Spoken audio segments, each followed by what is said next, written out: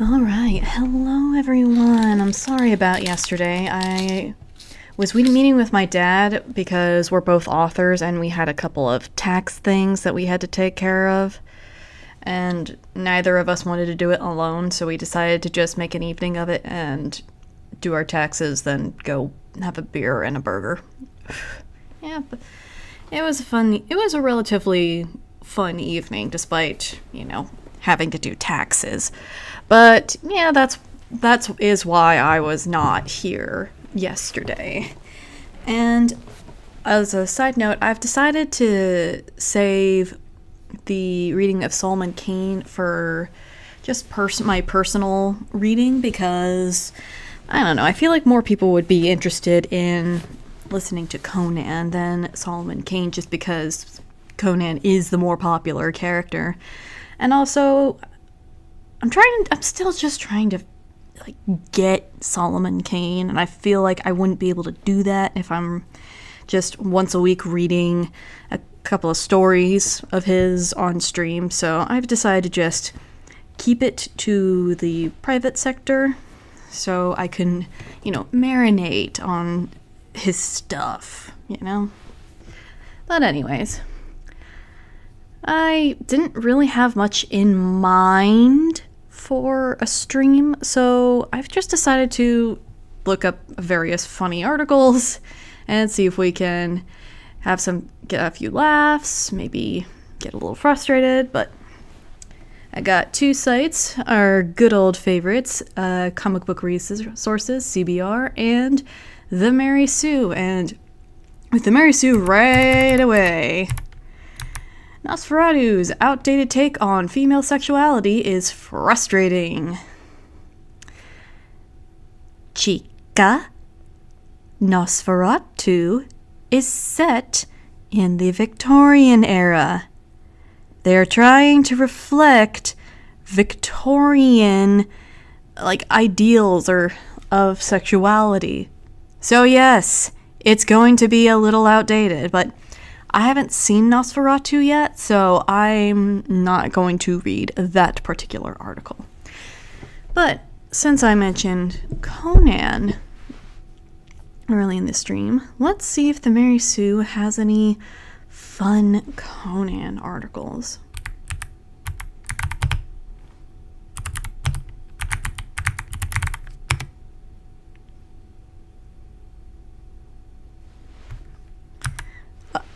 Hell? She is Conan, wild reimagining of the barbarian legend. What the fuck? Not a clue what that is. Alright.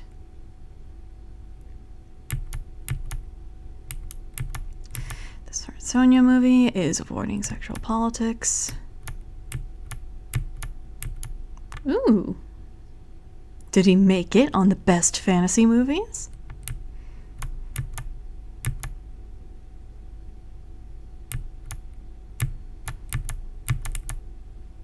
Wait. There's a new Conan the Barbarian series on Netflix? What?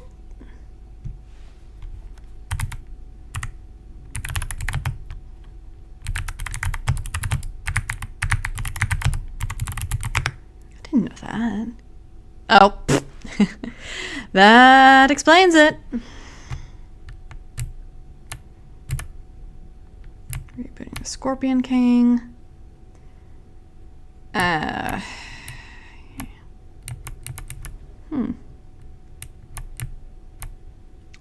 Amazon is developing a Conan series. Thank God they didn't, because they would have absolutely butchered him. Alright, so it looks like they don't have too much on Conan, but let's, how about we read this? This might be fun. So let's ease into the cringe. Alright, 20 best fantasy movies that aren't Lord of the Rings. Tips Fedora. We meet again, milady. Gotta put in that jab, didn't ya? Alright. Thou hast no doubt already perused my list of finest fantasy anime of all time, and it seemeth thou art back for another serving of fantasy grog to fill thy goblet. Thou hast come to the right man, for indeed I am known for somewhat... wait a minute. Seraphim? Aren't you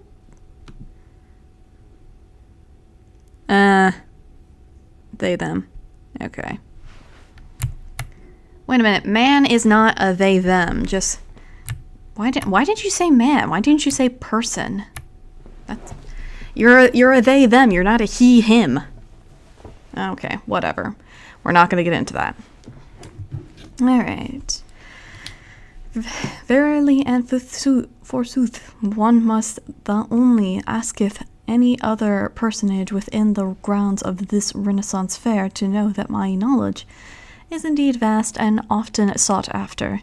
If thou seeketh understanding, my dear lady, I am here for you. How dare you assume my gender? You would think these non-binary folks would know better. Alright. So, thou wishest to know the pinnacle of all fantasy media. Well, I must first tell thee that I shall speak not of Lord of the Rings trilogy, for by my troth it is well known throughout hill and dale that the series is indeed the greatest of all. So much so that many of those who haunt this fair were inspired to do so only by those films. And that is hardly suitable. Indeed, one must have a broad, dare I say, extensive knowledge of fantasy matters if thou wishest to be taken seriously here. And as a scholar of no small amount of importance, I shall take it upon myself to fill thy delicate elf-like ears with a plethora of fantastical tales. Let us begin. Alright, Pirates of the Caribbean, 2003. Oh, to be a pirate, sailing upon the high seas, searching for bounty and booty, dropping anchor in far-off ports, and dropping in upon the fair maidens that reside there. Ah, crap, you're gonna keep this up through the whole article, aren't you? Oh, well. Indeed, milady, Pirates of the Caribbean speaketh to the inner child within us all. The child that strews the couch cushions upon the floor and sails across the wall-to-wall carpet oceans of their basement in pretend pirate ecstasy. Gore Verbinski's flagship first film catapulted the charming exploits of one nigh uncatchable pirate captain directly into the pupil of the public eye. Jack Sparrow is certainly not a man to be outdone. But for you, my dear lady, methinks this I would try.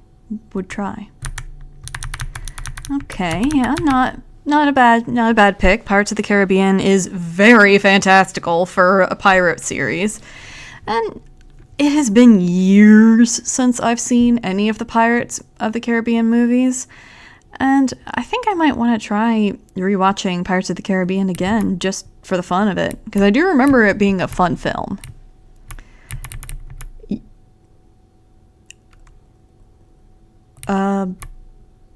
Oh, your name? I thought we were going to focus on live-action fantasy films. Why is there an anime here? Hold on. You already did a list of finest fantasy anime of all time.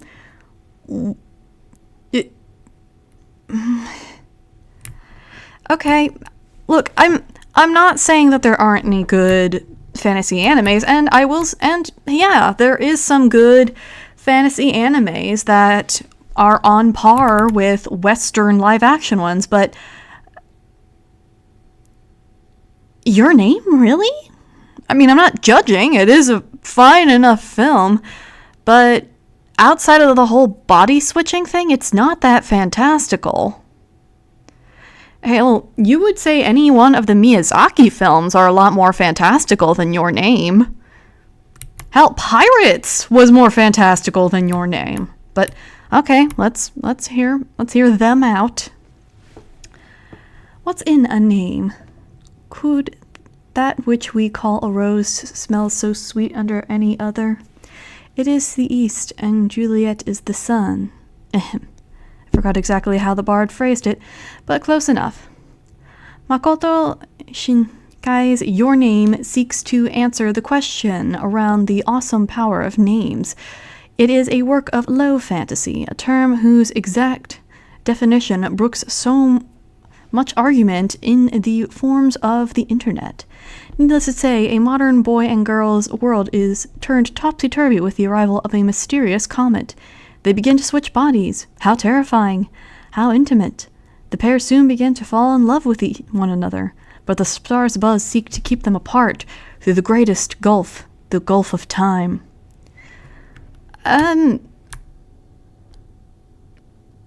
Yes and no? Okay, it has been a while since I've seen Your Name too, but it wasn't really a falling in love thing. Like, the dude had a massive crush on a completely different person.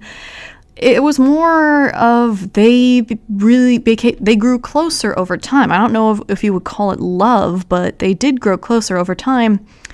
And I'm not going to spoil the end, but it wasn't necessarily like their love that kept them apart or the gulf of time that kept them apart. But you can argue that the fantastical element in this movie of them switching bodies, it is there for a purpose, and you could argue that maybe fate had that happen to them to prevent the conflict that eventually arises. I'm not going to spoil it because Your Name is a good film. It is good, and it does pack quite an emotional punch in it. I'm just really confused on why it's on this list, but okay. Alright, Beasts of the Southern Wild. I've never heard this one before. Another work of low fantasy, Ben Zetlin's Beasts of the Southern Wild revolveth around a father and daughter who dwell in the bayou wilds of Louisiana. The pair spend their days in merriment, fishing, shooting fireworks, singing songs, yet an illness plagues the little girl's father, and he is not long for the world. Meanwhile, in the icy waste of Antarctica, a group of prehistoric cattle known as Aroks awaken from their frozen slumber and begin to make their way towards the father and daughter's home. Are the troublesome cattle real? Are they simply a clever metaphor for the unstoppable advance of death? Or do they serve some greater narrative purpose in the growth of a young girl? My lady, thou art a girl. Thou mustst be able to relate. First off, again, you are assuming my gender. But, I mean, I have not seen this film, and I don't think losing a parent is exclusive to girls. So that was a very weird statement, but okay. I mean, it sounds interesting, so I will take your word for it, Sarah, that this is a good movie. Anyway. Alright, 17. Howl's Moving Castle. Oh, good. They did put in a Ghibli film. I was going to riot if we somehow got through this list without one Ghibli film. That would drive me absolutely up the wall. Alright. Ah, shit. I'm gonna have a little drink of tea first before I say this.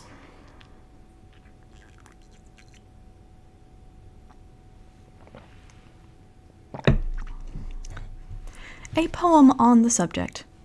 Oh, to be a pretty man, living in a pretty land, where castles walk on chicken feet, tipping my hat to maids I meet. That's how the wonderful wizard Howl of Hayao Miyazaki's Howl's Moving Castle wilds away his days. After the young Sophie is cursed with an old maid's visage by a dastardly witch, The 90-year-old girl wanders out into the wilderness to seek out the wizard Hal for help. But it seems that the ingredient for breaking the spell requires something not found in any potion or charm. It's found in the heart, not cholesterol. I speak of love. Hal and Sophie must fall in love.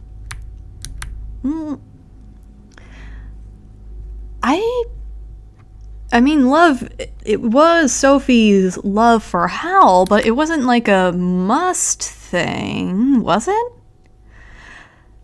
I mean, yeah, it does. I think it was more of her being honest with her love and her, like, fully... it's kind of hard to explain Sophie's curse because, yes, Hal was kind of tangentially the reason why she got cursed in the first place. The witch has, like, a massive lady boner for Hal, but he rejected her because she was ugly and also evil. And so Sophie's turned into this old witch lady, and even the witch admits that she doesn't know how to break the spell, so it's not really made clear for a good chunk of the movie how Sophie's curse needed to be broken. But we do see a glimpse of that in the one scene where Sophie does stand up for Hal when the old wizard or witch, I don't feel comfortable calling her a witch. She comes across more as a wizard to me, or a mage. But anyways, when she's standing up for the mage and she slowly goes back to her normal self, and that's when the mage points out, I see, so you're in love with him, and immediately Sophie, like, kind of goes, ugh, and she turns back into her old lady. So it's like, I guess, yeah, her love, I think what's more true love would break the curse. I don't think it had to specifically be Hal, but I mean, they are the main lead of the film, so I'm not gonna get too nitpicky about that.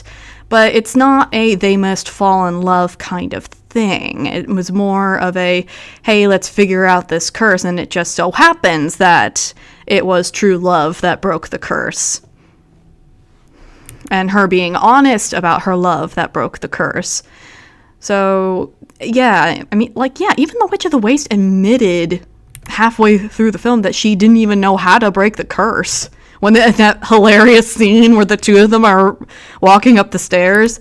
So the whole point of the curse was no one could really figure it out. All right, where the wild things are. Okay. Did we not all own a copy of Maurice Sendak's classic children's tome, Where the Wild Things Are, in our youth? Did we not all pine to fly away to a land of monsters and freedom? Did we not all thirst for power, the divine right to crown ourselves as king of the beasts of land, air, and sea?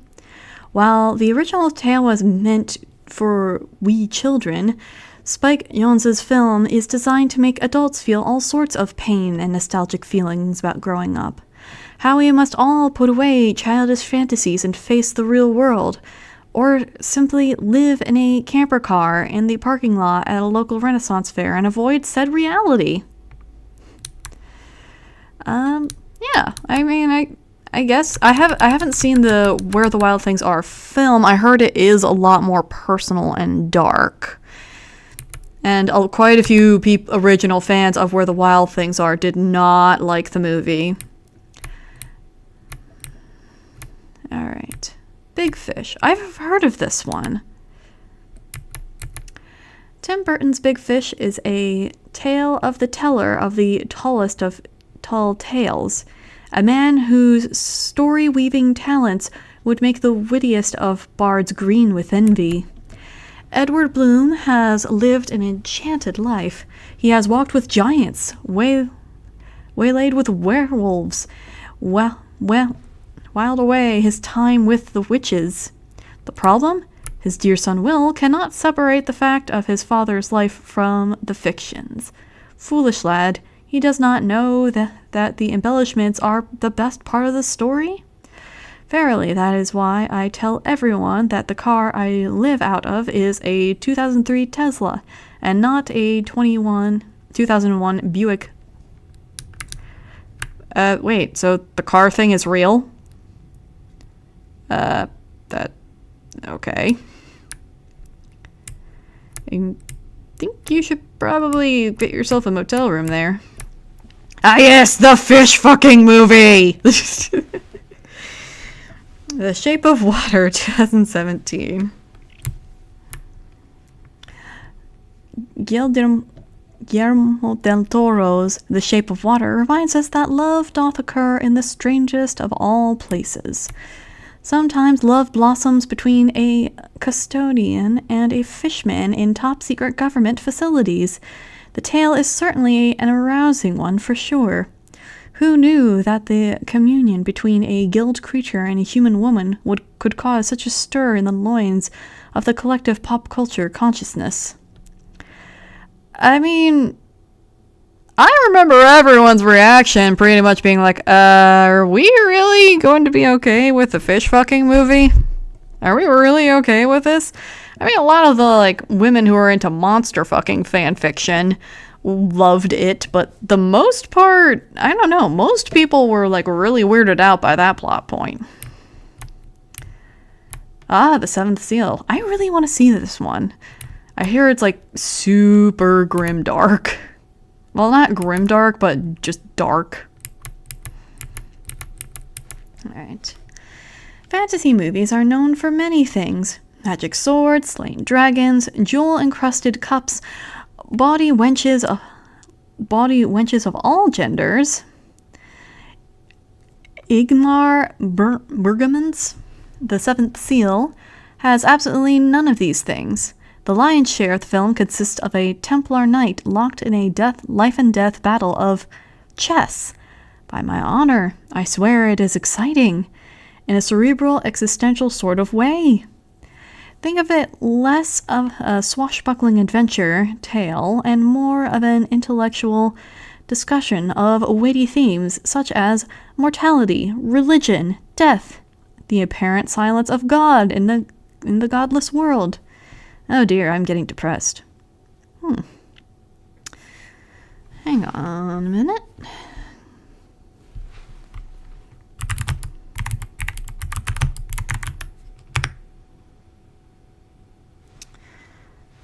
Alright, so it looks like you can potentially view the whole movie if you wanted to. Subbed in Spanish. Okay, so it looks like if you want to get the official version on YouTube, you have to pay for it. But though I will say, with some of the movies that me and my boyfriend have been watching on YouTube, we've noticed there was censorship and also they're cutting scenes out of certain films. Like we watched Pompoko and I noticed that they cut out a couple of scenes. They weren't important scenes, but it was like, why did you remove that? And we also tried to watch Nightbreed, and they censored the shit out of that movie. Which is like, okay, we knew it was a horror movie. We knew it's a R-rated movie. Why did you censor it? And by the way, my YouTube subscription is on my alt account. And on my alt account, I'm older on that alt account than I am on this channel. So it's like, why are you censoring this? You know I'm of age. Anyway, all right, 12, Princess Mononoke. Coming from the distant lands of the east, far beyond Mordor, a jest, comes this thrilling tale of man versus beast. The tale is set in ancient days of a land not unlike Japan, where god, demon, and samurai warrior roamed. A young princess must embark on a thrilling quest to lift a curse placed on him by a forest god whose spirit hath become corrupted by a ball of iron. Well, he was poisoned by the ball of iron, but his spirit was corrupted more by the hatred in his heart. It wasn't the ball of iron that corrupted him. It was the hatred in his heart. Okay, so like the older boar later who becomes corrupted and becomes a demon and almost kills San, he wasn't wounded by a ball of iron. He was corrupted by his disdain for the humans and his hatred. So yeah, it wasn't the ball of iron. It was, and by the way, that ball of iron was a bullet. It wasn't a ball of iron. It wasn't just a ball of iron. It was a bullet. It was a poison bullet. The same poison bullet that San's mother got shot with by Lady Yuboshi. I believe that's her name. And in this scene in particular that you screen capped, San was trying to suck the poison blood out of her mother. Yes, her mother is a giant wolf. Just roll with it. Anyway, that's a minor nitpick.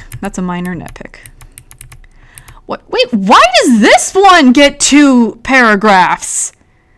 All the other ones you've gotten given like brief synopsis or was trying to show off your like bard skills, I guess, but why does this one get 2 paragraphs? Okay. I mean, it is a good movie, but why? His quest bringeth him across the warlike countryside to a town of iron from whence the ball originated. The townspeople employed themselves by downing the mighty trees of the surrounding forests in order to diggeth up the rich deposits of iron ore that lay beneath the soil. However, a young maiden of the forest, who hath been quite literally raised by wolves, nay, wolf gods, is attempting to wage war against the industrious townspeople in order to protect her forest, hearth, and home. The young prince, like a certain like a certain airbender from a certain Nickelodeon show, attempts to quell the tide of violence and bring balance to the world. But instead, that balance madeth even more precarious when a certain monk arrives. Wait, did you just completely ignore Lady Yuboshi? Arrives in the forest on a quest to bring the emperor. Yeah, he's bringing the Emperor God, threatening not only the relationship between man and nature, but the spirit that defendeth nature itself. Wait, why didn't you mention Lady Yuboshi? Lady Yuboshi, the woman who not only shot the boar in the first place with the iron ball that cursed him in the first place, and not only shot San's mother with the poison bullet, but also she is the one who runs Iron Town, and she is the one who is set to kill the forest god, and it is her army that is facing off against the forest. Yes, the monk was important in that story, but why didn't you mention Lady Yuboshi? She was a very important character. If you're going into that much detail, I mean, we don't even know why the monk is there until halfway through the film, and at that point, we have well met Lady Yuboshi and seen that she is an absolute badass bitch. So why the fuck didn't you mention Lady Yuboshi? By the way, for those who don't know who the hell I'm talking about,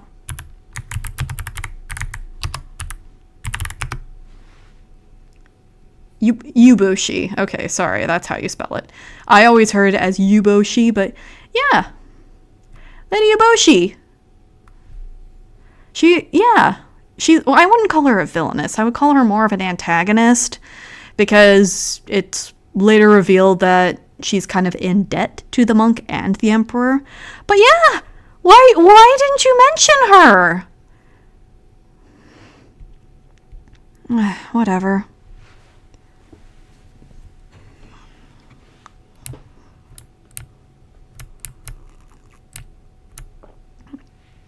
Alright, 11. How to Train Your Dragon. So it seems like it's more of like a general list of fantasy films, though there are a couple that are suspiciously absent so far, so... Alright, we'll get to the end, and if those don't show up, I will have my rant. This movie has no right under the laws of the king to be as good as it was. Indeed, I remember peeping a trailer for the film in the days of yesteryear and thought, how quaint, a minor bard hath spun a tale of silly seafaring folks attempting to tame one of the deadliest beasts in all of fantasy. I shall attend the premiere and have a fine quaff. But indeed, I was made a fool, a difficult feat, for the film indeed hath the depth and heart like no other film I have seen in years. The soundtrack is sublime, the vocal performances are superb, and the story is a tender tale of a boy and a beast working together to overcome their physical disabilities? I mean, Hiccup he is a weakling, but he wasn't made disabled until the end of the film. It is a fine film for wee children and adults of all ages, and verily, the sequel is quite good as well. Oh yes, the sequel. For How to Train Your Dragon is very good. I mean, it did. I think I cried a little at the end because it was so somber, and I am not excited at all for the live action because I have such low expectation for live action films. 10. Pan's Labyrinth. Okay, so now that we're getting more deeper in the list, we're going into 2 paragraphs. Okay. Alright, Pan's Labyrinth is a bloody and horrible tale not suited for the tender hearts of fair ladies like thyself. Stop misgendering me! I'm kidding. Alright. It is a dark tale set in the darkest of locations, the real world. It takes place in the distant land of Spain, plagued by horrific civil war. The story concerns a young girl whose mother hath recently married a most ungentlemanly army captain, and hath relocated the family to live in a strange manor house deep within the forests. One night, the girl is startled by a weird sort of insect that lands her to an equally weird sort of labyrinth behind the manor. The girl is then transported to a mystical world where she is met by a forest fairy named Pan, and has to complete 3 dangerous trials in order to acquire immortality. The girl must face both horrid beast and person alike, for her stepfather himself is more monster than man. I have been meaning for so long to watch Pan's Labyrinth. I've seen bits and pieces of it in English class. But if I remember correctly, it wasn't so much immortality. She was like a long-lost princess, I think I remember correctly. It's been a long time, so I'm not gonna gab about that. Ah, there we go. The Princess Bride. Hark ye, this tale romantic tale, okay, is perhaps one of the finest love stories of the 20th century. I mean, of medieval times. Can't draw fifth a bit now. We're in too deep. Oh, please drop the bit. The tale concerns a young maiden named Buttercup, who hath gotten the hearts for a strapping farm boy named Wesley. The two meet and play their love game since... Huh? But Wesley is called away for a manly and seafaring adventure that is far too perilous for...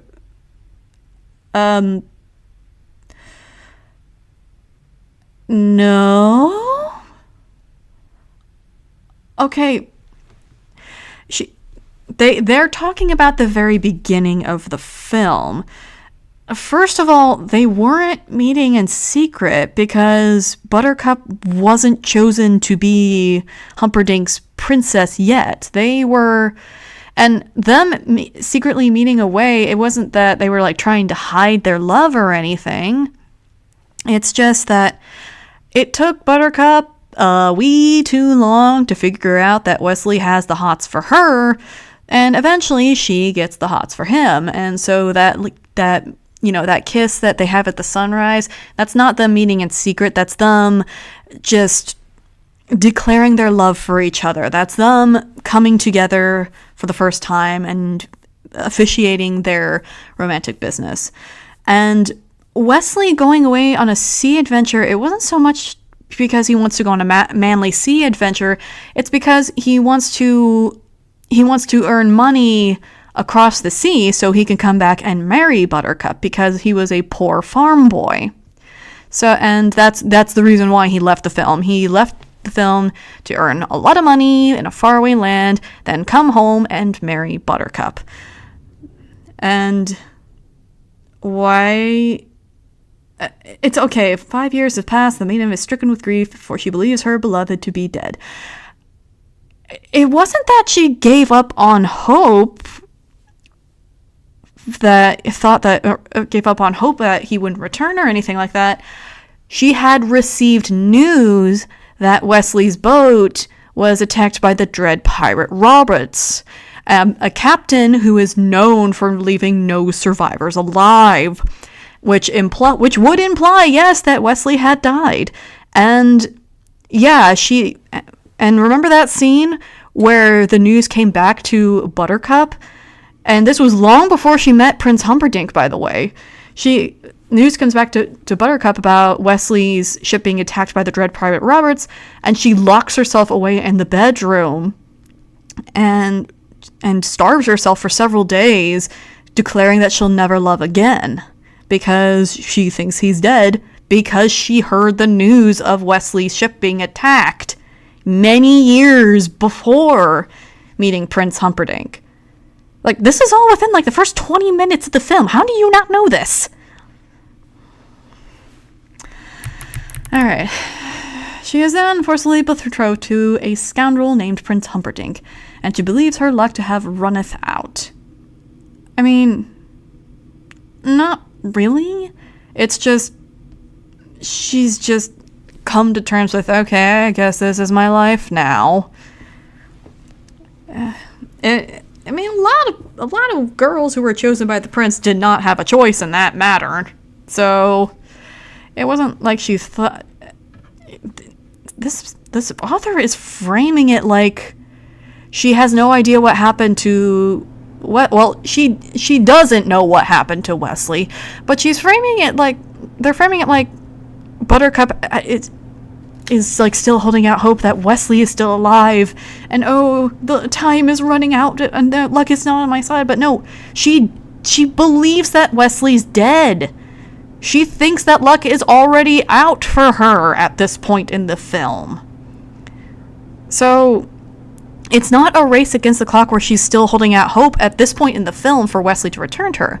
Now, after they were in the fire swamp, and Wesley and Buttercup survive the fire swamp, Buttercup's hope in love returns, and when she gets Humperdinck to promise not to kill Wesley, of course Humperdinck does not follow that, but that is when her hope in love is reignited, and she believes that Wesley will come for her. So, but at the very beginning of the film, when she still thinks that Wesley is dead as a doorknob, her hope is already crushed. And it wasn't until she meets Wesley again that her love and hope are reignited. Alright, fear not, my lady, for indeed Wesley returns from his adventures under a clever pseudonym, and are you seriously leaving out the part that he takes on the mantle of the dread pirate Roberts? Okay. And arrives to save Buttercup from her woes with his strong sword arm and tender kiss. And he does not come alone, for he hath brought with him a merry band of adventurers, including a kind-hearted giant, a dashing swordsman who craves to find and destroy the man who smiteth his father. But in spite of such fierce things, it is indeed a beautiful tale.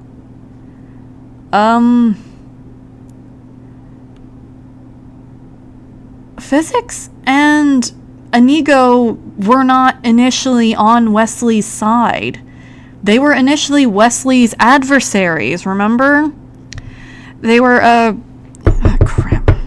They were employed under, Bassini. You know, the really smart guy? They were initially employed by Bassini, and Bassini had them fight Wesley initially. And by the way, it wasn't Wesley's idea to save Buttercup from being married to Prince Humperdinck. It was initially Inigo's, because Inigo realizes that the six-fingered man is working for Prince Humperdinck. So long story short, Wesley kind of died, but not really. He was mostly dead, and they were able to bring him back. And it was Inigo who found Wesley's body. Well, Inigo and Fezzik. They were working together at this point in the film. Who found Wesley's body and brought him to the Miracle Max, gave him the pill, took him to the castle to save Buttercup, with some slight complications. That is the third act of the film. They're mixing up plot points of the film, and I don't know why. I mean, The Princess Bride is not a hard film to follow at all. It is a very easy film to follow. And by the way, us learning that Prince Humperdinck is a scoundrel, we don't learn that until later in the film. Before we learn that he actually intended to murder Buttercup and frame her murder on a rival kingdoms to start a war, we just think he's like, the prince, and he's arrogant, and we get our first hints that he's maybe not the most honest of guys when, after he promises Buttercup to spare Wesley, he then turns to the six-fingered man and says, throw him into the pit of despair. So that's when we get our first hint that Prince Humperdinck is probably not the wisest, or he's not the most honest. I mean, you can maybe piece together a little earlier that Bassini was hired by Humperdinck, because Bassini does say that he was hired to start a war, and he was hired to start a war between Humperdinck's kingdom and the rival kingdom, but we don't know who hired him, and we are not told who hired him until Humperdinck admits that it was him later on. So, these events are out of order. Why would you lie about this? I mean, I guess it's to make it more exciting. By the way, the ending is actually very subversive to traditional fantasy, because Wesley is not able to fight. He is too weak to fight. But anyway. I'm gonna have another drink of tea.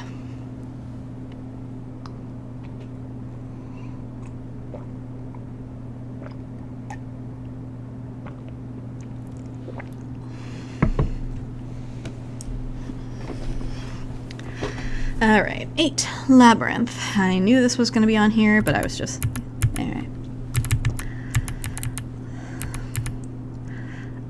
Wait, why does this one only get one paragraph? Wait, why is that one only getting one paragraph? You just started the trend of splitting it up into 2 paragraphs. Why is it... Why are... Alright. 8. Labyrinth. 1986. Yes, the Bowie Bulge. Gaze upon the bulge! Labyrinths abound on this list, but while the Labyrinth of Pan is populated by a hideous assortment of monsters not suitable as the subject of a chivalric conversation, this labyrinth is populated by Muppets. Oh, how joyous. Well, not technically Muppets. Yeah, Jim Henson is the one who did it, but saying it's Muppets is kind of misleading because it's not the Muppets. The young maid is trapped within a strange and ruinous labyrinth and must needs treat what? Trapped within a strange and ruinous labyrinth and must needs treat with the mysterious Goblin King and his tremendous codpiece. What the fuck was that sentence? The king is played by music wizard David Bowie. The man may be far more talented than I, but my codpiece is far superior. You're a they-them. Alright, whatever. Alright, whatever. But you're not gonna go into the plot of Labyrinth? Okay, so for those who don't know, the whole plot of Labyrinth is Sarah is like your typical teenage girl, but she's more into like Renaissance fairs and fantasy. That's kind of the appeal of the movie. And what kicks off the plot of Labyrinth is she is stuck babysitting her baby brother. She's not happy about it, and she says, Goblin King, wherever you may be, take this child far away from me. And she basically summons David Bowie, who comes in and steals her baby brother. And Sarah immediately regrets this, so... That was probably one of my cats. So Sarah immediately regrets this, says, give me back my brother. And David Bowie's like, well, what's done is done, but if you want your baby brother, you can go through my labyrinth in this amount of time, and if you make it to the end, I will give you back your brother. And obviously he's doing everything he can throughout the film to make sure that she fails at this. And the movie, I feel like, is a great metaphor for growing up and maturing. Like, the whole point of Labyrinth is maturing and growing up. Because Sarah starts out as a very selfish person, and she has to learn to work with others and to humble herself in order to save her baby brother. And it's like, yeah, I made that bold joke too, so I'm not going to go down this they-them about a codpiece. But there are so many things you could say about Labyrinth. Why is Labyrinth only getting one paragraph? There's so much you can go into with this film. Not just the fact that it was puppeteered by Jim Henson, or that it features David Bowie's music. You could go into Sarah's character arc, or the other characters, or maybe some of the fantasy tropes that it does. Why are you all of a sudden being so mum about Labyrinth? Do you just not like Labyrinth and you wanted to get this entry over with because you know that if you don't include Labyrinth, everyone is immediately going to jump down your throat? I mean, that's what I'm taking from this. Wings of Desire, 1987. Well, this one looks like an incredibly happy film. What? Wait, we're going back to just the one paragraphs now? Okay. Another modern addition to a genre usually set within the ancient past. Though the days of yore be long forgotten, a few creatures still remember them. Such are the angels, heavenly beings who are charged with the noble task of watching over the human populace of Berlin. Yeah, all goeth well until one angel spies a beautiful mortal maid, and forsakes his heavenly birthright in order to live with her as a man. Oh, my lady, how I empathize. Were I a being from above, I would strip my wings and plummet to the earth so that I may bask in the divine light of your glory. We're going to ignore that last line because this bit is going on way too long and is starting to get a little uncomfortable. So we're going to ignore that, but I feel like there's more to this movie than you're letting on. But you know what? I haven't seen the film, so I'm not going to go into it. All right, The Never-Ending Story. Okay, can you please drop the bard bit? Oh dear. Oh, my lady, my love for thee is a near-ending story.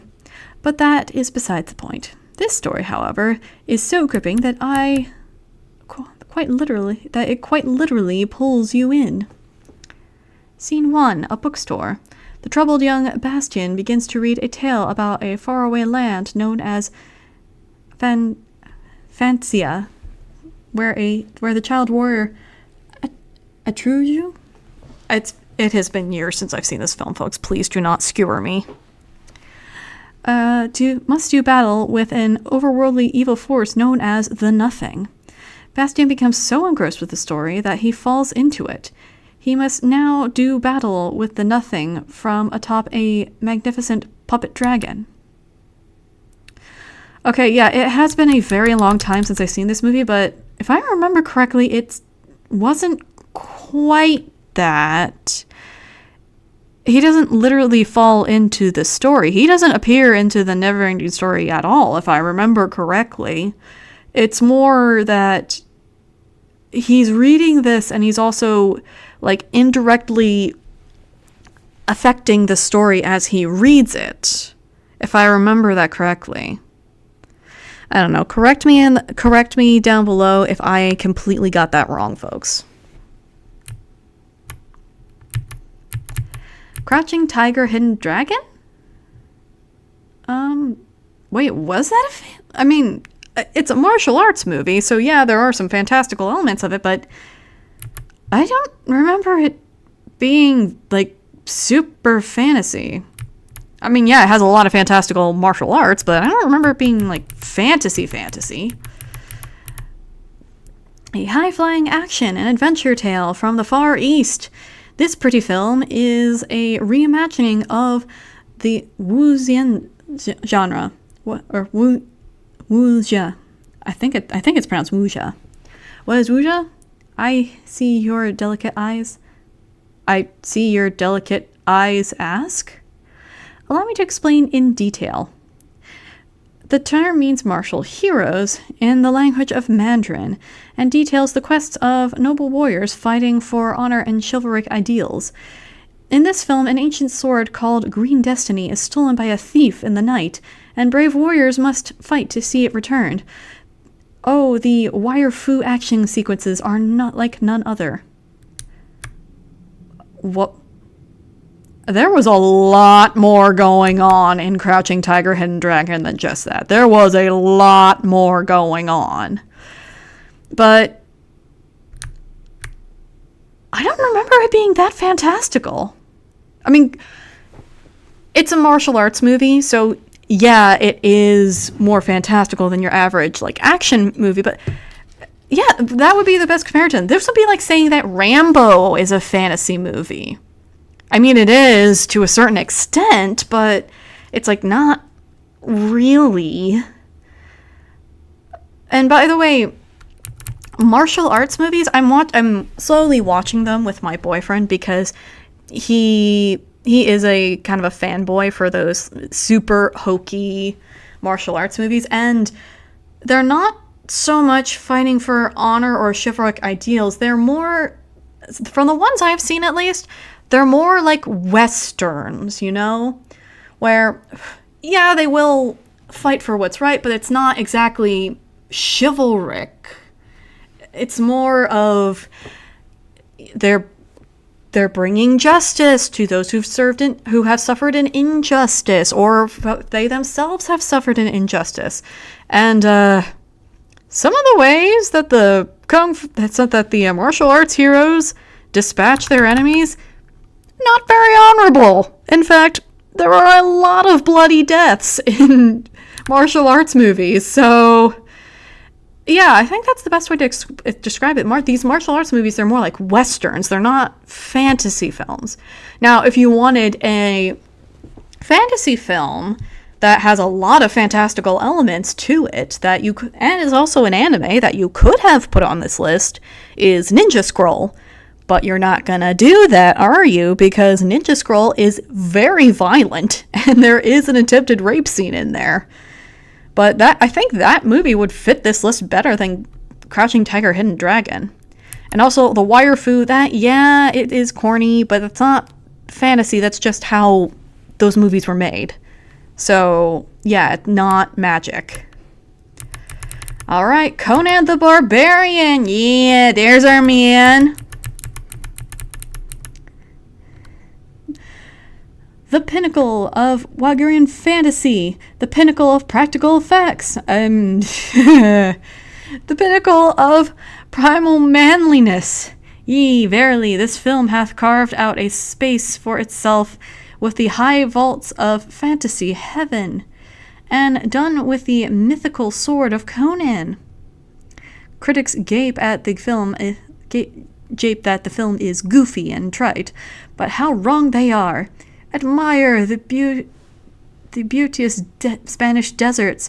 Admire the production design. Admire the moment when Sir Arthur Schwarzenegger smites a camel with his fist. Okay, that did happen in the film, and it is very funny that they included that scene. Like, Conan and his one thief friend, they're, like, going about the city, and they're getting progressively more drunk as they go by, and at one point, yes, Conan punches a camel in the face. But, again, why the fuck didn't you not mention the plot of Conan the Barbarian, the movie? Why? Okay. Here is the plot for the Conan the Barbarian movie. It is basically a revenge tale. It's a revenge/rescue mission. So, Conan, when he was a very little boy, his family and his village were completely wiped out, well, almost completely wiped out, by the main villain, Thulsa Doom. He and all the other little boys are taken away and used as slave labor, and eventually Conan is bought and used as basically a gladiator. And that's where he hones his skill as a warrior, where he's forced to fight in gladiator duels. He's eventually taken to the east to hone his skill more. And when his slaver sets him free, for whatever reason, you can make that up for your own, Conan goes and he finds like this sword that he carries, the one that he has there, and he's initially just kind of enjoying his freedom, like learning to make a living with thievery and stuff like that. But eventually he finds out that Thulsa Doom is still alive and he is still causing a lot of problems in the kingdoms. And the secondary plot is that a king hires Conan and his two friends that he collects along the way to go and rescue his daughter from Thulsa Doom's cult. Yeah, Thulsa Doom has a cult in this movie. So Conan now decides to go after Thulsa Doom to A, rescue the princess, but also B, to avenge his family. So it's like, yeah, saying that Conan is nothing but a goofy, trite film is incorrect because, yeah, there is a lot going on in this film, and there are a couple of, like, seriously emotional scenes in it. But yes, the punching the camel scene was very, very funny. 3. Spirited Away. Spirited Away may appear with the visage of a children's story, but its looks can be deceiving. Verily, Hayao Miyazaki's magnum opus is a dark tale, a tale of a young girl who is taken to the realm of spirits after she and her family linger in a haunted house in a haunted town after sunset. The magic of a witch turns the girl's parents into pigs, and the young maid must find out a way to save them from their terrible fate. How else can a young Sion support a deadbeat mother and father? By getting a job! The girl finds gainful employment in a bathhouse for spirits, all while seeking a way to break the spell as bewitching as thine gaze, milady. But a spell like that can ne'er be broken. Okay, you are seriously misrepresenting the plot to Spirited Away. Yes, the girl and her parents go to the realm of the spirits. Like, well, they kind of accidentally go there, but the reason why the parents were cursed were not because they were lingering in the town. It's because the parents were eating the food from the spirits that was meant to be sold to other spirits. So basically they stole food and they got transformed into pigs for that. And the girl, she didn't get the job to support her deadbeat parents. She got the job because this guy, He's a water dragon spirit. He kind of has a connection to her. I'm sorry, I'm forgetting their names right now. But he agrees to help her with her parents, but says that the best way to secure her position in the spirit realm without getting hunted is for her to get a job at the bathhouse. Secure your position there so that you won't get booted, or that you would at least have a chance to see your parents again. So that was the point of the film. How are you misrepresenting the film that badly? Alright, to the Dark Crystal. Alright, confession time, people. I did not care for the Dark Crystal. I remember it being very clunky. Alright, now we're back to the 2 paragraphs. Alright.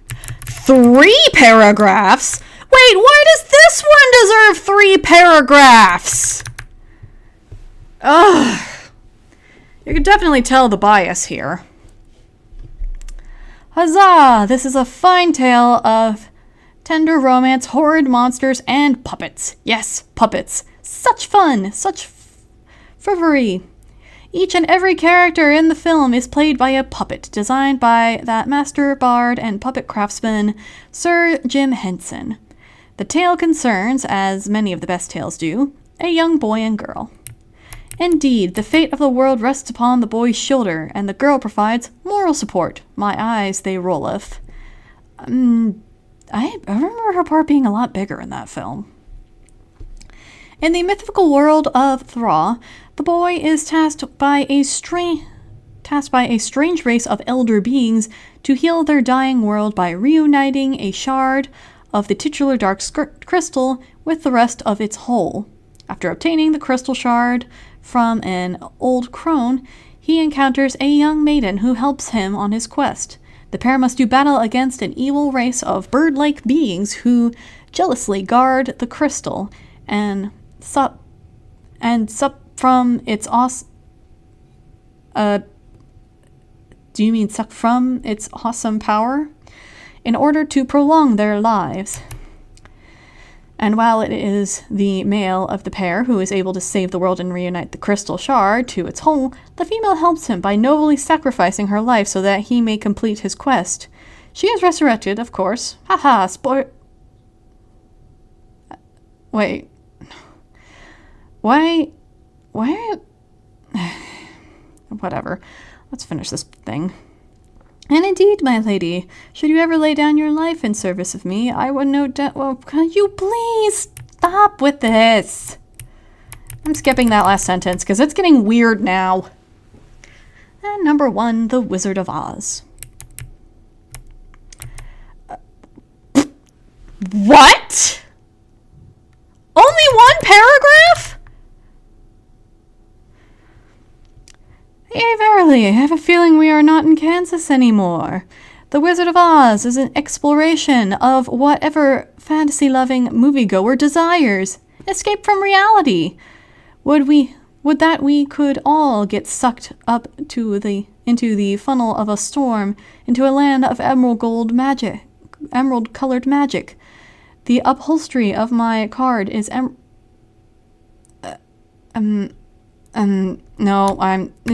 ew. This is creepy.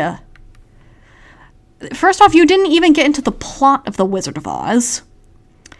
Instead, you used this as a chance to pick up random people on the Mary Sue? Are you serious? Why? Okay, so there were some valid picks on this list, and I really wish that this person would have spent more time actually talking about the films instead of trying to get into the reader's pants. But there are a lot of fantasy films that they just did not include at all. I mean, first off, Alice in Wonderland, that is a fantasy film that pretty much everyone knows and loves. Let's let's see. I'm looking at my own collection here. Or even something like Cinderella?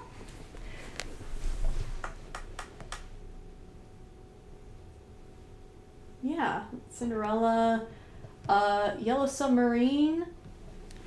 And if you want to get into like anime, there's Vampire Hunter D. That is a pretty well-known and loved fantasy series. Yeah, it's more on the darker side, but it's like, why didn't you go with any of those movies? And this article is so creepy. Like, it is weird how creepy this article is. Alright. Well, let's, how about we go over to CBR and see if they've got any fun little articles for us to read.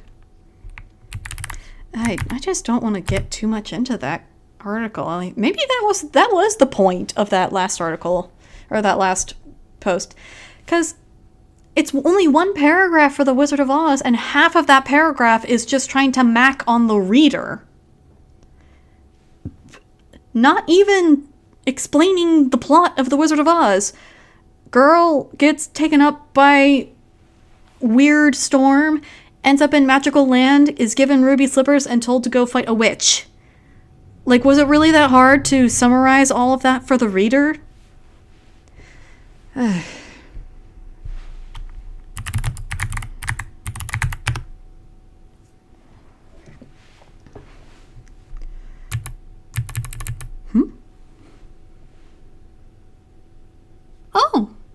Wait, the Conan movies weren't available for streaming? Oh, he's going to be on Mortal Kombat.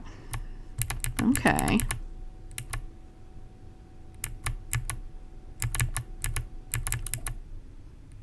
Oh yeah, James Earl Jones passed away earlier this year. Funny thing, when I was first watching Conan with my boyfriend, I remember when Thulsa Doom came into the scene, and I'm looking at him and I'm like, he looks very familiar, but I can't quite place him. And then later of the movie, when he spoke, it's like, oh my god, it's Darth Vader! I recognize him more by his voice than his face. Though I'm sure I'm not the only one.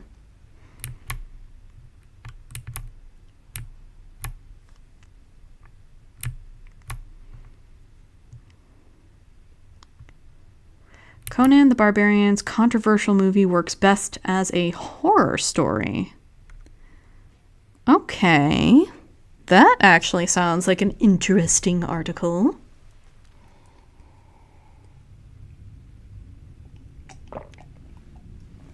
Let me go refill my tea first, so I'll be right back.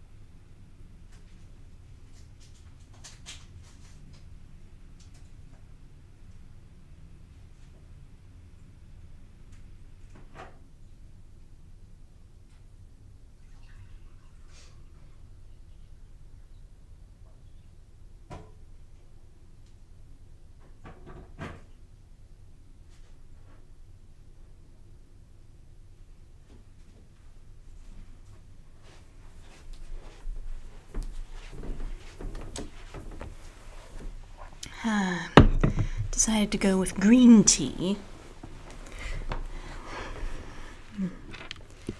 I've been drinking spiced tea for the last hour and want to try something a little more plain. Alright, let's look at this. I want to hear this guy's argument.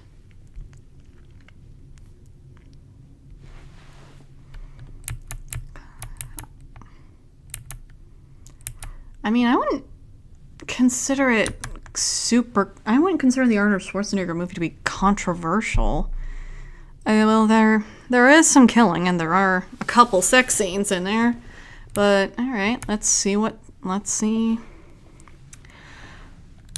Oh, Conan the Destroyer is rightfully considered vastly inferior to the 1982 Conan the Barbarian.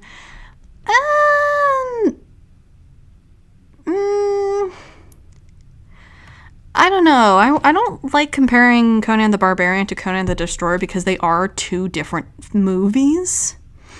From what my boyfriend's told me, Destroyer is a lot closer to how an actual Conan comic reads, whereas the first one is more of a Hollywood origin story / revenge story. Ironically, Conan the Destroyer's tone and storyline are closer to a horror film than the first movie. Conan the Destroyer's tone reflects the original series creator's long association with H.P. Lovecraft. Interesting takes. I mean, yeah, I made that joke when I was reading the one Conan story on stream, where it's like, can you tell that he and Lovecraft were buddies? Because he's talking about strange, like, magic from that beyond your imagination.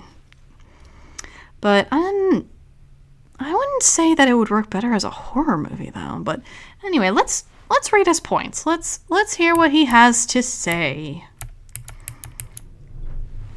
All right. Conan the Destroyer occupies a curious spot in pop culture. As a follow-up to the sword and sorcery classic Conan the Barbarian, it did what a lot of sequels do: lose the essence of the original and suffering a corresponding dip in the box office fortunes. It was quickly forgotten in the wake of star Arnold Schwarzenegger's other signature role in The Terminator, which opened several months after Conan the Destroyer and put Robert E. Howard's Cimmerian on the back burner. Today, the second film is regarded as an unnecessary appendage of the first. Again, I don't think that's very fair. I mean, it is very different from Conan the Barbarian, and it did have a smaller budget, if I remember correctly. I don't know. Maybe it's because they wanted Conan the Barbarian, but it's like Conan the Barbarian is an origin story, and you can't just keep retelling the same damn origin story over and over and over again. Because, yeah, Conan has to move on into other adventures. And one of the most common adventures he was known to go on was going to seek out evil wizards, fighting monsters, saving princesses. That was kind of Conan's shtick. And so it's like, if you don't like that, then yeah, you're probably not going to like Conan the Destroyer. And you probably wouldn't like Conan in general. Yeah. While Conan the Destroyer retains a certain awkward 1980s charm, its efforts to turn the title character into a PG hero dilute the very qualities that make its predecessor stand out. I mean, yeah, I guess the sex was toned down. The sex and violence was toned down. At the same time, it carries an interesting paradox. Conan the Destroyer is lighter and more swashbuckling than Conan the Barbarian in an effort to attract a younger audience. Maybe.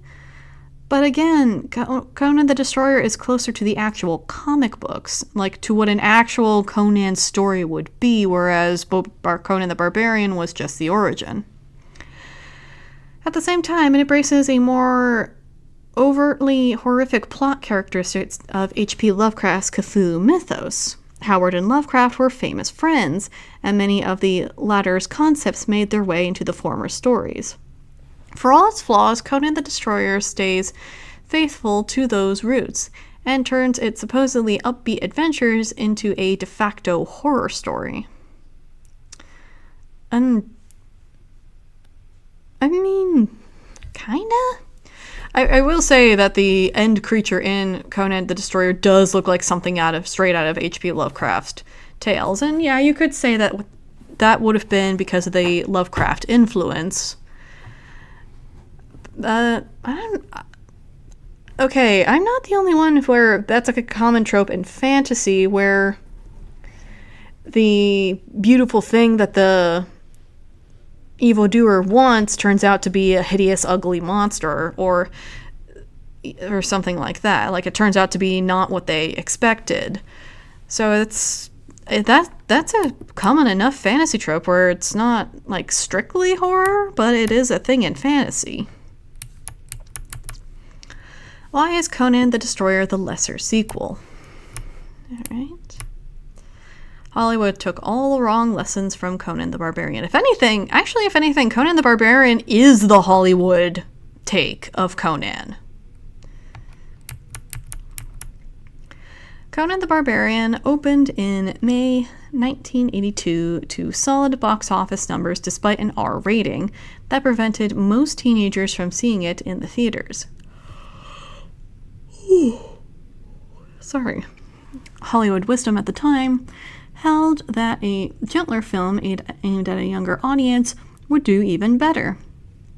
With the departure of director John Milius from the franchise, producers returned to veteran Richard Fleischer for Conan the Destroyer. Fleischer, is it Fletcher or Fleischer? I'm gonna go with Fleischer. Helmed a number of notable family-friendly fantasy and sci-fi movies in his career, including 1954's 20,000 Leagues Under the Sea and 1966's Fantastic Voyage. He brought that sensibility with him, including an emphasis on sets and controlled conditions over the more naturalistic approach of Conan the Barbarian. Yeah, some of the sets and Destroyer were cheap compared to the Conan the Barbarian movie. Alright. The results match a lot of sword and sorcery movies of the 1980s and lose the core of what makes the first Conan work so well. Milius conveys a stark Darwinian vision in his film, with civilization in decline and humanity more or less a collective pack of bandits. Conan and his friends are self-serving anti-heroes, rarely listening to the better angels of their nature, and mostly just trying to survive in a world where the strong prey on the weak. It ends on a reasonably hopeful note as Conan learns the value of friendship and trust, and points the way to do something better. But in most substantive ways, the film is pessimistic and grim. Most of that goes out the window with Conan the Destroyer opting a far sunnier outlook in search for preteen fans.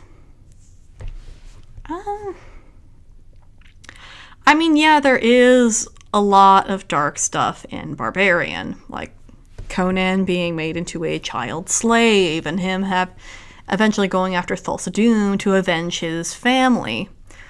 And anti-heroes, yes, not entirely self-serving. Keep in mind that Conan is enjoying his freedom and he doesn't exactly have any skills outside of killing. So he can't exactly get a normal job. And he's leaving out the cult. Why are you leaving out Thulsa Doom and his cult?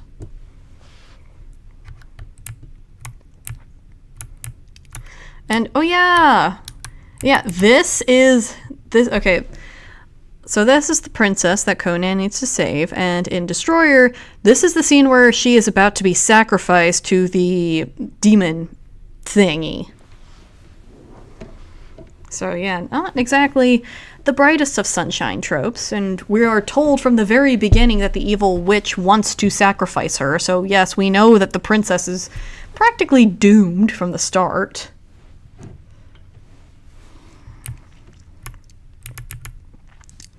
Characters include a thief played by character actor Tracy Walter, who actively serves as comedic relief, and a virginal princess smitten with Conan, played by Olivia Debado in her film debut, who spends most of her film quietly fawning over him. Yeah.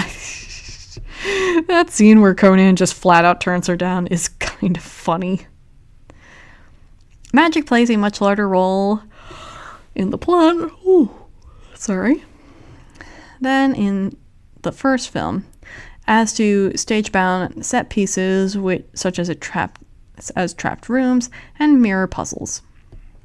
Several scenes with more adult content were cut in order to secure a PG rating, toning down the sex and violence accordingly.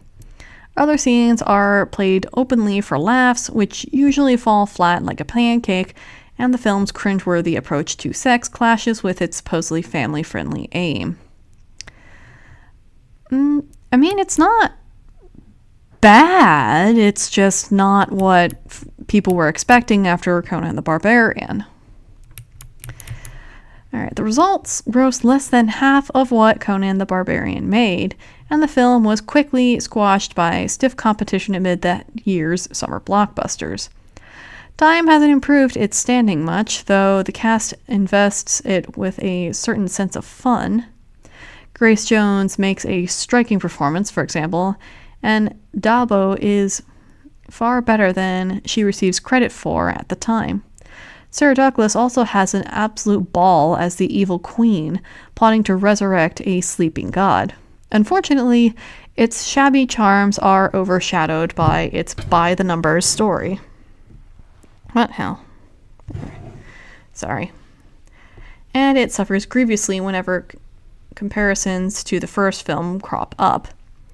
Even Mako's famous opening voiceover feels lethargic and tired, which is an ominous sign of the mediocrity that follows.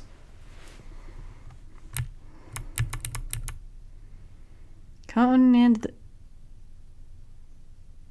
Okay, I'm just now realizing.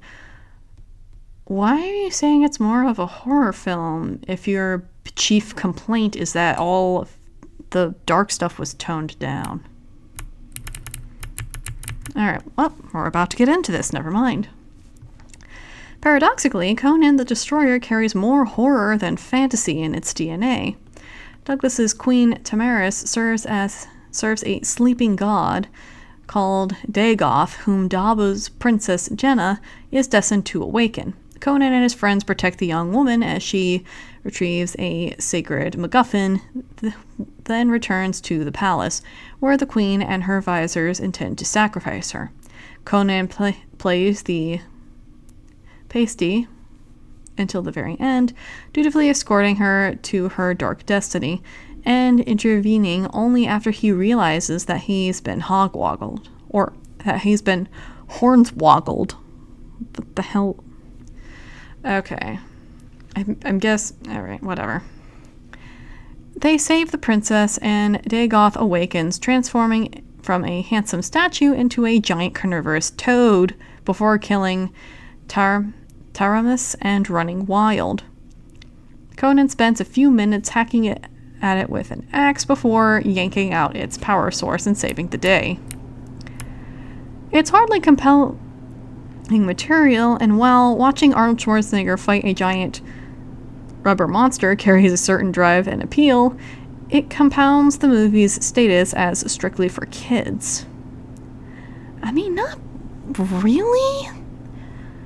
I mean, back in the fantasy list that we examined, quite a few of those stories were actually very dark. Never-ending Story, I remember it had quite a few dark moments, including the Swamps of Sadness with Artax, and the Nothingness is basically an allegory for depression. Wizard of Oz, the Wicked Witch of the West, she was pretty horrific. She's not like ugly, but she's like evil. I mean, it's not uncommon for a PG kids movie to have something horrific in it. Alright. Watching. Alright, content is considerably darker than most fantasy films would dare. Not again, not really. Especially those with an eye on younger demographics. The film implies that Taramis's people worship Dagoth openly, with her Grand Vizier serving as a high priest and the sacrifice taking place in the throne room instead of a hidden location or underground temple. The prophecy to awaken him is rife with cliches, complete with a chosen one and virgin sacrifice. It's also overtly Lovecraftian. Wait, where was the Chosen One narrative? Do you know what the Chosen One narrative is?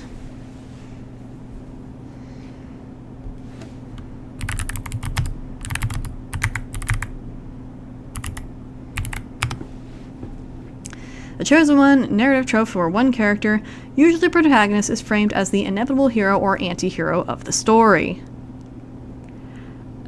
Conan wasn't the Chosen One. He was the hired hand of the Queen, but he wasn't exactly the Chosen One.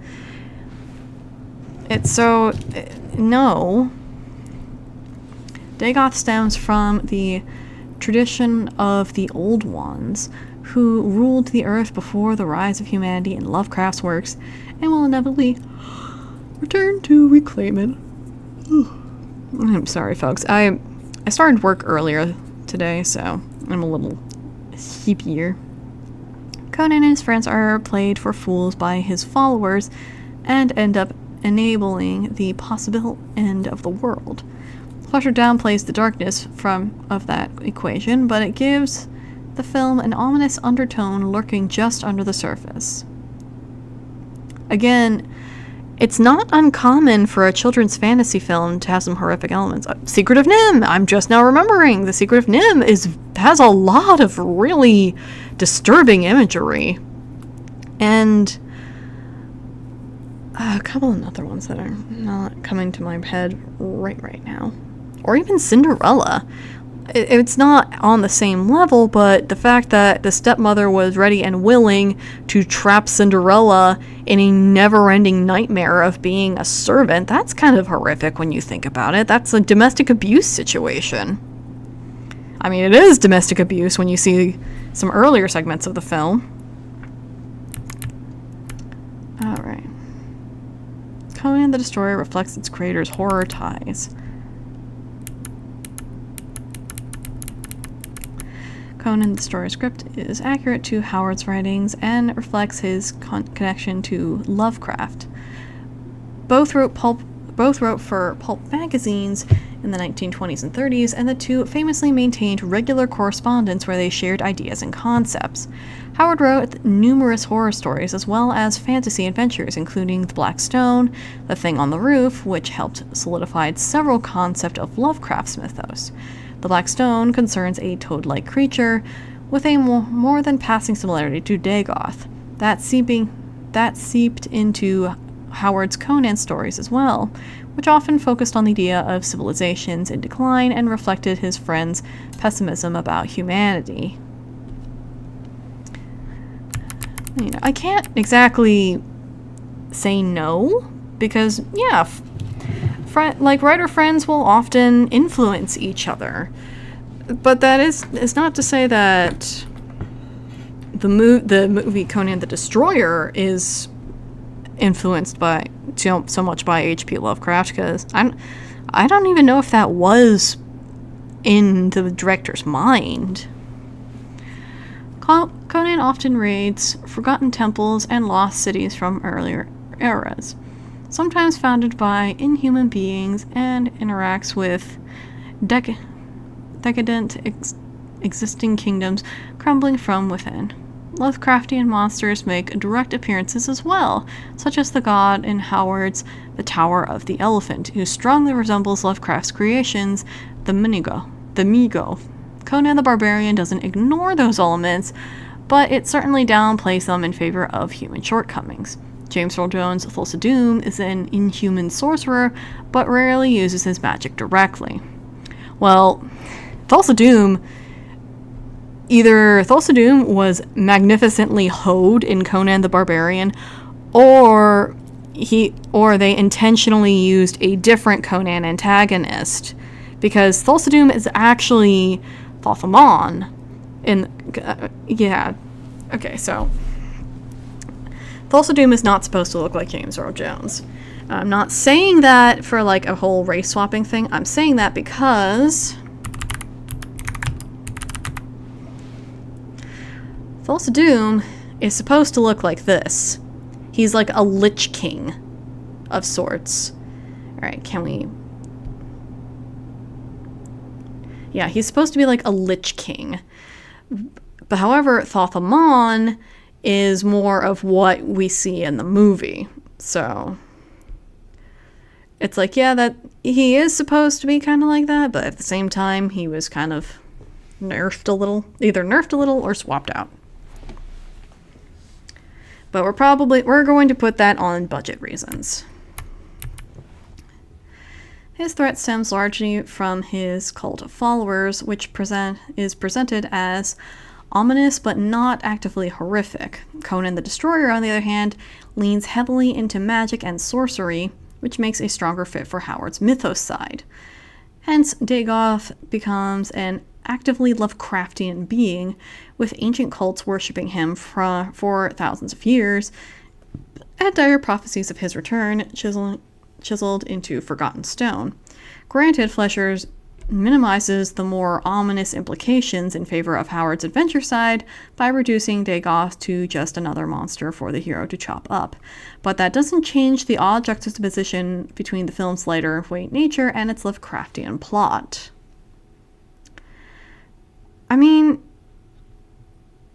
it's like, dude, I can't understand that you wish that Conan the Destroyer was more graphic or even more like Conan the Barbarian, but there is a reason why Howard and Lovecraft are they are very similar because of their correspondences, but they're not identical. They had different mindsets to writing, and while they did influence each other, but they are still very different in their approaches.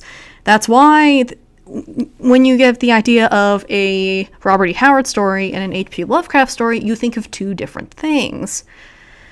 And Howard was more into like the man versus man kind of stuff rather than cosmic horror. And yeah, cosmic horrors did show up, but that wasn't like the main focus of his stories. So even if they did lean more towards a Lovecraft story, that would mean that it would be less of a Howard story. You know what I mean? And it's like, I get what you're saying here, but still. It turns an objectively more optimistic movie into what amounts to a horror film, all by remaining loyal to the source material. Do you not know that fantasy stories can also have terrifying elements to them too? Like Lord of the Rings, the Ring Wraiths, or Saruman, or Sauron. There are some very like evil and downright horrifying people and characters that show up in that, but that doesn't mean Lord of the Rings is a horror film. I mean, if you want a Lovecraft film, go watch a Lovecraft film. Alright, for all of its flaws, Conan the Destroyer is very faithful to Howard, though it presents a different side to his work than Conan the Barbarian. In the process, it taps into a much darker genre with far more horrific themes, thanks in part to its efforts to lighten the mood. That doesn't improve the final product, but it does add an intriguing wrinkle to a movie in dire need of one. So, I mean, I'm not going to crap on this guy. What's his name? Robert Fox. Because, you know what? I get it. Conan the Destroyer was vastly different from the first movie, and yeah, it is lighter, but you gotta understand it's not a horror movie. Conan the Barbarian was never meant to be explicitly a horror movie either. Unless you get to like the straight up horror stories that Robert E. Howard made, most of his stories, they focus more on like man versus man and other different themes. They're not meant to be explicitly horror things. Yeah, but I mean, interesting points to this article. I just think that he's kind of missing the point of what Conan the Destroyer was supposed to be. It was not meant to be a horror story, and trying to say it should have leaned more into that, then it wouldn't be what it is. I don't know. It's hard to put into words with this one because the points are more competently written than in the last article. All right. Let's see if we can get something to top that. Well, let's see if they have any funny ones on princesses.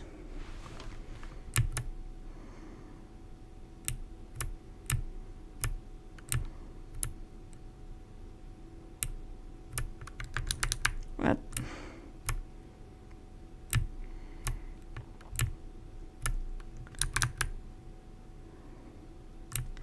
Wait, why are all of the princess... I typed in princess, and for some reason it's almost all anime. She truly is a princess. Hero donates. Okay. Leave that. But that's interesting.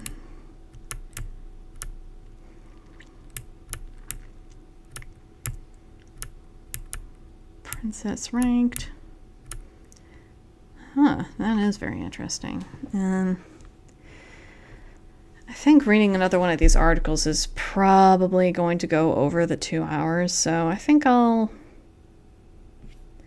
don't know. I don't really have much else planned for tonight, so I think I'll just go ahead and end the stream here.